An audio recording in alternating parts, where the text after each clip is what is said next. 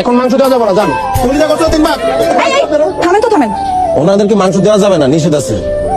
কি বলছেন আপনি এসব? বুঝে বলেন, এটা তো ওনাদের প্রাপ্য। এই ভাগ করে দাও। আশ্চর্য কোন ভাই বসে দাও ভাই। এই আপনার সবাই দাঁড়ান দাঁড়ান। আরে বাইরে আমার কইতেছেন কেন? আমার কয়ে লাভ আছে? শুভ আমার নিষেধ করছে, নিষেধ আছে। এখন আমার অনেক কাজ আছে, জানতো পরে কথা বলেন। এই তাড়াতাড়ি কাজ করো, বুঝলাম না, দেরি হয়ে যাচ্ছে না? আপনি নাকি গরিবদেরকে মাংস দিতে মানা করে দিয়েছেন, নিষেধ করেছেন আপনি, কারণ কি? আপনাকে বলতে পারি, কিন্তু আমাকে 500 টাকা চাঁদা দিতে হবে।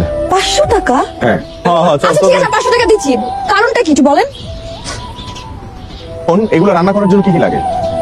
তেল, মরিচ, নুন, মশলা আর অনেক কিছু। কিন্তু এগুলোর অভাবে অনেকে কি করে জানেন? ওরা বাজারে গিয়ে এই মাংসগুলো কম দামে বিক্রি করে দেয়। এটা যাতে না হয়, এর জন্য আমরা যেটা করছি সেটা হলো তাদের ভাগের মাংসগুলো রান্না করে তাদের একটা খাওয়ার ব্যবস্থা করছি।